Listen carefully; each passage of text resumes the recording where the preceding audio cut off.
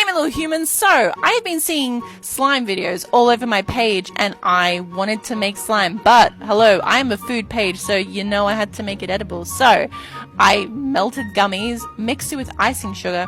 I added some glucose because I want this to be like a proper like slime texture. Like I want to play with it, not only eat it. I want it to be like that really silky, smooth, stretchy texture. And guys, I think I've stumbled upon something. Like this legit tastes amazing and it works. It's like slime.